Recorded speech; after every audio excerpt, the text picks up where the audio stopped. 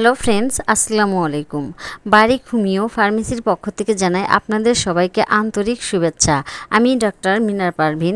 আজকে আপনাদের সাথে যে টপিকটি নিয়ে কথা বলবো সেটা হচ্ছে কিডনিতে পাথর কেন হয়। কিডনিতে পাথর তখন হয় যখন প্রস্রাবে থাকা কিছু খনিজ পদার্থ যেমন ক্যালসিয়াম, ইউরিক অ্যাসিড, অক্সালেট অতিরিক্ত হয়ে গিয়ে জমাট বেঁধে ছোট ছোট স্টোপিক বা পাথরে পরিণত হয়, তখনই কিডনিতে পাথর শুরু হয়। কিডনিতে পাথর হলে সাধারণত কোমরে ব্যথা, প্রস্রাবের সময় রক্ত জ্বালা পোড়া বা প্রস্রাব বন্ধ হয়ে যাওয়ার মতো উপসর্গ দেখা দেয়। এবার আমরা জেনে নেই কিডনিতে পাথর হওয়ার জন্য প্রধান কারণগুলো কী কী। পর্যাপ্ত পানি না খাওয়া, কম পানি খেলে প্রস্রাবে ঘনত্ব বাড়ে এবং খনিজ পদার্থ সহজে জমে যায় এবং তা থেকে কিডনিতে পাথর দেখা দেয়। অতিরিক্ত লবণ, প্রোটিনযুক্ত খাবার খাওয়া, যেমন বেশি লবণ প্রোটিন, ক্যালসিয়াম নির্গম বাড়ায় যা পাথর গঠনের সহায়ক।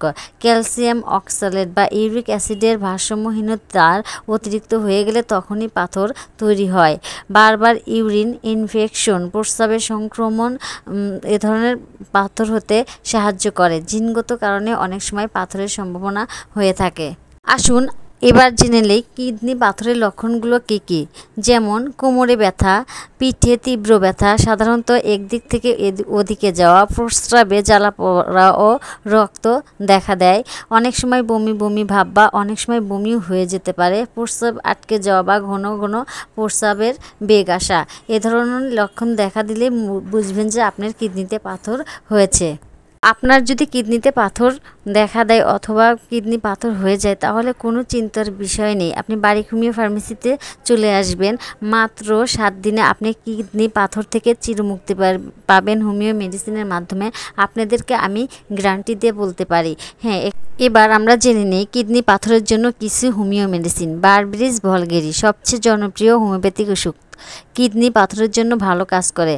বা ডান দিকে কিডনির ব্যথা বেশি হলে এর ব্যবহার বেশি হয়, অথবা প্রস্রাবের জ্বালাপোড়া থাকলে বা কাটা কাটা প্রস্রাব থাকলে তাহলে বারবেরিস ভলগেরি খুবই ভালো কাজ করে। ক্যান্থারিসে প্রস্রাবের জ্বালা ও ব্যথা যদি প্রধান উপসর্গ হয়, বারবার প্রস্রাব লাগলেও সামান্য বের হচ্ছে প্রস্রাব, এক্ষেত্রে ক্যান্থারিস ভালো কাজ করে।